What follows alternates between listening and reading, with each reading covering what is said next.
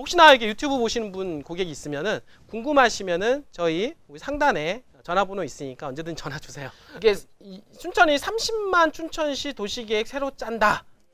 이 부분들이 이게 원래는 춘천시가 40만, 45만 정도 계획을 하고 있었어요. 2030년도까지. 근데 어떻게 보면은 조금 이제 인구수를 낮춘 겁니다. 현실적으로 반영을 해서 맞췄는데 인구 45만을 맞췄을 때 어떻습니까? 인구 이 도시기본계획을 보니까 너무 도심권에만 집중이 되어 있었던 거예요.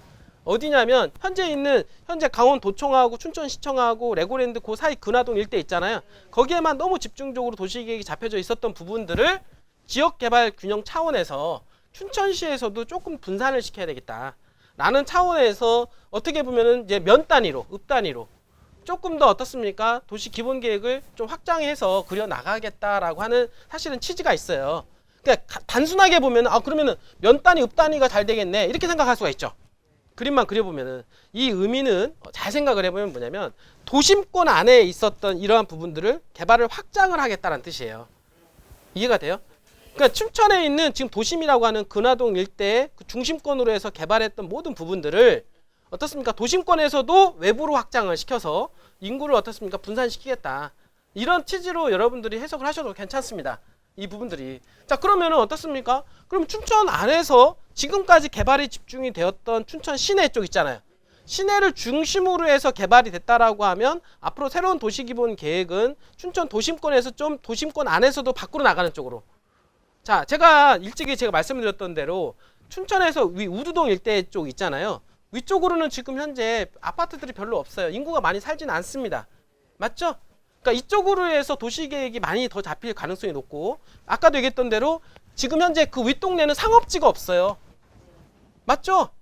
그러니까 상업지가 없기 때문에 인구를 기본적으로 유입시키기 위한 조건은 뭐냐면 상권들을 만들어줘야 돼요. 기본적으로. 그러니까 제가 지금 왜 계속 말씀을 드리는 게 그 산홍동 일대 있잖아요. 지금 우리가 하고 있는 이 물건, 이 필지가 어떤 의미를 가지고 있냐면 거기는 준주거예요, 준주거. 그러니까 한마디로 말해서 이 북쪽으로는 어떻습니까? 용도가 가장 최고예요, 최고. 당연히 그럴 밖에 없는 게 위쪽에 뭐 사람이 살았습니까? 사람이 없었잖아요. 사람이 없었으니까 굳이 상업지역을 찍어놓을 필요가 없는 거야. 상권은 밑으로 다 형성이 되어 있으니까. 근데 이제 앞으로 어떻습니까? 이 도시적인 기능을 분산을 시키겠다. 좀 더 분산시켜서 아직 개발이 덜 된 데 위주로 해서 인구를 좀 더 분산을 시키겠다라고 하는 그런 의지로 보여주시면 돼요. 자, 그러면은 지금 있는 산홍동 일대에 분명히 거기 BTB 아일랜드가 거기 현재 위도섬 개발이 나올 텐데 위도섬이 개발되면 당연히 어떻습니까? 그 주변 언저리는 당연히 상권이 조성이 돼야 됩니다. 여러분들 무조건 상권이 돼야 돼요. 그러니까 위쪽으로는 근데 상업지역이 없잖아요. 그러면 상업지역을 갖다가 아무데나 생뚱맞게 찢어놓지는 않아요. 맞죠? 그러면 위쪽에서도 입지가 가장 좋다라고 하는 것은 이미 용도로 확인이 가능합니다. 그러니까 준주거를 그 자리에다 찍어놨다라고 하는 것은 그 자체만으로 입지가 인정이 된다라는 거예요. 왜냐하면 사람들이 어떻습니까? 도시기본 설계를 할 때 아무데나 준주거를 찍어놓습니까? 아니자는 거예요. 그러니까 준주거를 찍어놨다라는 그 자체가 그 지역은 어떻습니까? 북쪽으로 개발할 때 어떻습니까? 여기를 가장 요지로 개발하겠다라는 의지가 반영이 돼 있다라는 거예요. 이 부분들이. 그러나 아직 인구가 많지 않기 때문에 굳이 상업지역까지 필요 없기 때문에 일단 준주거 지역으로 해놓고 나중에 상황에 따라서 용도를 종상향을 시키겠다라고 하는 거예요. 결국에는. 이해가 되시죠? 자, 그렇기 때문에 제가 여러분들 말씀을 드리는 거는 이 지역이 현재 준주거 지역으로 되어 있지만 향후에 어떻습니까? 새롭게 이 북쪽으로 해서 인구가 유입이 된다라는 가정하에 당연히 제가 보기에는 이 준주거는 뭐로 바뀔 확률이 높다? 상업지역으로 바뀔 확률이 상당히 높아요. 여러분들. 거기에다가 거기인데 앞에 위도섬 개발이 되면 거기하고 연계돼서 개발이 될 가능성이 높죠. 거기가 앞에 상권이 들어갈 수밖에 없죠. 자, 그러면 여러분들 잘 생각해야 돼요. 아니 상업지역이 된다라고 하면 여러분들 상업지역 끝나는 게 아니에요. 그게 만들어지면 이게 교통수단이 또 들어옵니다. 새로운 철도가 들어오고 새로운 어떤 교통망이 들어오고 해요. 이 부분들이. 왜냐하면 그 위에 있는 상업지역과 밑에 있는 상업지역을 연계시켜줘야 되고 어떻습니까? 개발시켜줘야죠. 그러면 이제 그쪽 상업지역에서 레고랜드로 바로 들어갈 수 있는 어떤 루트도 만들어주고 앞으로 계속해서 만들어질 거예요. 이 부분들이. 그러니까 이런 것들이 어떻습니까? 우리는 그림을 그려 나갈 수가 있어야 된다는 거야. 여러분들이. 이해가 돼요? 그래서 지금 여러분들 있는 이 준주거 지역이 지금은 준주거 지역이겠지만 앞으로 몇 년 후에는 그 지역은 완전히 어떻습니까? 상황이 역전되고 바뀐다라는 거예요. 여러분들이 잘 보세요. 레고랜드 근화동 일대는 일종 일반 주거지역 1,000만 원 넘어갑니다. 이해가 돼요? 거긴 1,000만 원인데 여기 준주거 여러분들 얼마 전에 312만 원 줬어요. 코너 땅을. 준주거를. 아직 엄청나게 저평가가 돼 있는 거예요. 여러분 생각을 해보세요. 맞죠? 그러니까 이런 것들을 이해해야 되니까 저평가가 된 지역이 계속 저평가가 되는 게 아니라 이제 키 맞추기가 이루어질 텐데 키 맞추기가 이루어질 수 있는 것은 아까 제2경충국도 맞죠? 그게 되게 중요합니다. 제2경충국도가 들어오게 되면 모든 차량들은 앞으로 제2경충국도를 통해서 신매대교를 통해서 넘어올 확률이 상당히 높아요. 그게 바로 어떻습니까? 이 북단 쪽 개발에 어떻습니까? 이제 시작점을 알리게 되는 겁니다. 이 부분들이. 당연히 땅값은 이제부터 꿈틀거리는 거. 왜냐면 경충국도가 2028년도에 개발이 된다 한다라고 하면 있잖아요. 건축들은 언제부터 움직여야 되냐면 24년도, 25년도부터 건축 붐이 일어나기 시작을 하는 겁니다. 그러면 땅값들은 언제 움직이냐면 그 이전에 움직이기 시작을 하는 거야. 맞죠? 건물 이전에 땅이 먼저 완비가 되고 그 다음에 건물 짓고 어떻습니까? 그 완공하는 시점에 경충국도가 뚫린단 말이에요. 이런 거 같이 이렇게 맞춰준단 말이야. 이분들이. 그러니까 땅이 먼저 움직이고 그 다음에 건물이 들어오고 그리고 완공되는 시점과 제2경충국도가 완성이 된단 말이에요. 같이. 이런 부분들을. 그렇게 봤을 때 지금 2021년도에서 2023년도가 어떻게 보면 산홍동 일대 토지 투자는 가장 최적의 적기라고 보셔야 돼요. 이해가 돼요? 지금 움직인다는 거야. 이 부분들이. 제가 항상 얘기했잖아요. 가격이라고 하는 것은 수요와 공급에 의해서 움직여지죠. 현재의 모습은 똑같아요. 여기 지금 산홍동 2년 전, 3년 전하고 똑같아. 근데 가격만 움직인 거야. 여러분들 부안해 보세요. 부안의 증산해 보세요. 5년 전하고 똑같아. 근데 가격은요? 가격은 옛날하고 틀리잖아요. 현재의 모습이 움직여지는 게 아니라 미래의 모습으로 반영이 되는 거잖아. 이해가 되죠? 가격은 그렇게 움직여지는 겁니다. 이런 부분들이. 그래서 현재의 모습보다도 미래의 모습을 한번 볼 수가 있어야죠. 여러분들이. 맞죠? 자, 그런 차원에서 자, 춘천을 보게 되면 자, 오늘 춘천은 일찍이 제가 뭐 브리핑을 해 드린 것도 있지만은 다시 한번 정리를 좀 해 드릴게요. 다시 한번. 자, 춘천에 대한 부분은 인구가 28만 2,382만 명 정도가 되는데 인구가 어떻습니까? 뭐 짧은 기간 동안 뭐 40만 50만 되지는 않겠죠. 그죠? 그러니까 1차적으로 인구를 이제는 한 18,000명 정도 늘려서 일단 30만을 채워 나가고 그다음에 어떻습니까? 또 35만을 채워 나가고 조금씩 어떻습니까? 인구를 늘려갈 거예요. 거기에 비례해서 지금 아파트를 막 짓고 있잖아요. 이 부분들이 그게 거기하고 다 맞물려 들어간다라고 생각을 하시면 되는 거고 행정구역은 지금 보게 되면 동이 15개 정도 행당이 됩니다. 사실은 동 하나가 사실은 읍하고도 거의 면하고도 거의 맞먹는다고 보셔야 돼요. 이 부분들이. 근데 지금은 어떻습니까? 이 동단위 위주로 해서 도시 기본 계획이 어떻습니까? 잡혀서 어떻습니까? 관리 계획이 인가가 났는데 지금은 어떻습니까? 면 단위, 읍 단위로도 좀 더 확장을 해 나가겠다라는 얘기가 바로 어떻습니까? 춘천시 도시 기본 계획을 새로 짜겠다라고 하는 부분이지만 요 동단위 안에서도 어떻습니까? 집중이 되어 있는 데가 있고 개발이 안 돼 있는 데도 있잖아요. 그러면 동단위 안에서도 개발이 미흡한 쪽으로 해서 개발을 더욱더 가속화가 시키겠다라는 의미로도 또 받아들여도 된다라고 하는 거죠. 여러분들 알겠죠? 그래서 특징을 보게 되면 강원도청이 있다라는 거 엄청 중요한 거예요. 맞죠? 그러니까 강원도 내에서 가장 큰 도시는 가장 큰 행정력을 발휘하고 있는 기관은 어디입니까? 도청 아닙니까? 근데 도청이 거기에 있다라고 하면은 가장 좋은 거 아닌가? 춘천에 있다라고 하면 그래서 발전 가능성이 더 큰 겁니다. 자, 도청이 춘천에 있으니까 도에서 나오는 재정 집행 있죠. 그러면 도에서 어떻게 보면 춘천에 땅을 쓰고 있는 거 아니야. 그럼 어떻습니까? 도청 주변으로 개발을 시킬 확률이 높죠. 먼저. 그렇죠? 도청 주변으로. 그러니까 춘천시가 가장 혜택을 볼 수밖에 없다는 거예요. 이 부분들이. 그래서 강원도 내에서 강원도청이 자리 잡혀져 있는 춘천이 가장 탑일 수밖에 없다. 미래에도. 그렇게 이해를 하시면 됩니다. 그죠? 이런 부분들이. 그래서 제가 얘기했던 대로 주거지역은 2.5% 대한민국은 그러니까 희소성이 있다. 항상 말씀을 드리잖아요. 그 중에서 춘천 또한 마찬가지로 보니까 주거지역이 1.91% 정도. 현재. 그 중에서 일종 일반 주거지 0.51. 지금 보니까 준주거가 0.1%예요. 0.1%. 야, 진짜 없다. 준주거가 0.1%. 이게 정말 이게 희소성이잖아요. 맞죠? 희소성이라고 하는 것은 어떻습니까? 공급량이 적다라는 얘기예요. 공급량이 적기 때문에 적으면 적을수록 바람만 불기만 하면 가격이 폭등합니까? 안 합니까? 폭등하게 돼 있는 구조 아닙니까? 없어. 예를 들어서 김병설이가 여자만 살고 있는 섬에 제가 만약에 거기 딱 들어간다. 남자가 혼자야. 그럼 어떻게 될까? 인기가 장난이 아니겠죠? 한국에서 인기 없는데 거기 가면 인기가 엄청나게 많아지는 거야. 이게 희소성의 원리에 의해서 똑같다라는 거예요. 이 원리가. 여러분들 알겠어요? 그래서 한국에서는 가치가 없는데 그 동네에 가면 가치가 있어요 없어요? 맨날 도망치고 돌아다녀야 될 걸 아마? 이분들이 이제 그게 틀려지는 겁니다. 맞죠? 그죠? 이제 이런 상황으로 해서 지금 현재 물해도시 봄내조성 계획에 의하면 사실은 엄청난 개발 계획이 많이 잡혀져 있고요. 현재 우리 본물권하고 관련된 거는 현재 이쪽 부분이죠. 현재 여기가 지금 레고랜드 이렇게 연결되죠? 그 다음에 이게 지금 어떻습니까? 위도섬이잖아요. 위도섬이고 지금 우리 신사우동 땅이 바로 여기란 말이에요. 맞죠?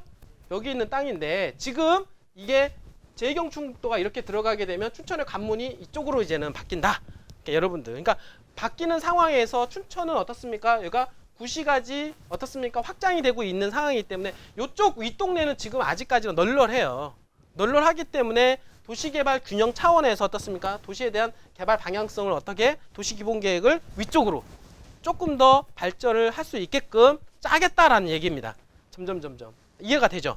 그러니까 그런 부분들 때문에 앞으로는 위쪽에 대한 어떤 개발 가능성이 더욱더 높아진다. 이렇게 생각을 하시면은 될 것 같습니다. 이런 상황에서 주변에 사실은 너무나도 많은 어떤 개발 계획이 너무나도 많이 잡혀져 있죠. 특히나 우리 이쪽에 가까이 있는 어린이 종합타운 조성이 되는 거하고 지금 현재 BTB 아일랜드 개발되는 이 부분들 뭐 일찍이 제가 말씀을 드려서 알겠지만 잘 보세요.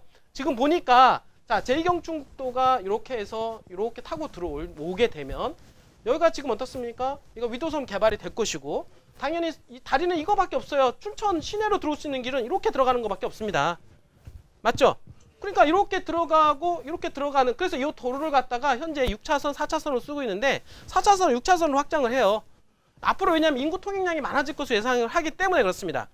자 그러면 이 지역 중에서 이 지역이 준주거 아닙니까? 이 지역이 1종, 이렇게 2종 이렇게 섞여져 있고 자 그러면 지금 보면 여기가 1종 있고 여기는 어떻습니까? 그냥 생산 녹지야. 비어있죠? 여기도 그냥 텅 비어있죠? 그 다음에 여기가 어떻습니까? 우리가 우두 택지개발지구 지정이 되어 있고 여기가 이제는 주거지역 있고 여기가 주거지역 있죠? 이분들이 지금 현재 아파트가 있는 우두동 빼고서는 이 윗동네는 어떻습니까? 사람이 없어요. 맞죠? 그러니까 없기 때문에 굳이 상업지역이 필요 없다. 그러니까 우두동은 택지지구로 개발되니까 요 안에다가 상업지역을 놨죠. 이불을 놨죠. 그러면 어떻습니까? 이쪽에 들어오는 관문 역할을 하게 되는 이쪽 북쪽으로는 어떻습니까? 이쪽 바운드리는 주거지역밖에 없어요. 그럼 주거지역밖에 없는데 이 주거지역밖에 없는 상황에서 어떻습니까? 그냥 이대로 둘 거냐? 저는 아니라고 봐요. 이쪽이 계속해서 개발이 진행이 된다라고 하면 당연히 상업시설이 필요하고 그 상업시설이 들어갈 수 있는 자리가 필요한데 그 자리에다가 어떻습니까? 이런 데다가 생뚱맞게 놓지는 않고 당연히 이렇게 들어가는 초입에다가 사거리에다가 여기다가 상업지역을 둘 가능성이 상당히 높다는 얘기죠. 이해가 되죠? 그래서 그 자체로도 그래서 여기다 준주거를 이미 찍어 놓은 거야. 준주거로. 근데 준주거가 나중에 종상향이 될 가능성이 제가 있다 없다? 있다라고 제가 보여주는 겁니다. 충분히 가능성이 있어요. 여러분들. 여기는. 그러니까 준주거 자체로도 괜찮긴 한데 이게 만약에 종상향에 대한 부분들까지 기대가 있다라고 하면 만약에 준주거에서 종상향이 되면 뭐가 되겠습니까? 상업지역밖에 더 남아있어요? 맞죠? 상업지역으로 만약에 종상향이 된다라고 하면 어떻게 됩니까? 요 동네가 초토화가 될까 안 될까? 이건 완전히 초토화가 된다. 도로가에 붙어있는 주거지역이든 상업지역이든 준주거든 완전히 초토화가 된다. 왜냐하면 여기는 어떻습니까? 밀집지역으로 바뀔 거니까 토지의 활용성 자체가 틀려지죠. 인구가 북적북적하는 동네로 바뀔 거 아닙니까? 이분들이. 그러니까 당연히 땅값은 엄청나게 급등할 수 있는 여지를 가지고 있다라고 하는 거고요. 바로 여기 아닙니까? 그죠? 여기까지 이 동네잖아요. 그죠? 이 동네.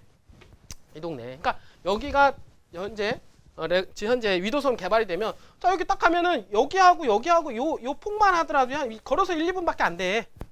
나오면 당연히 여기가 섬이 들어가면 요쪽 지역도 다 개발되겠죠. 그죠?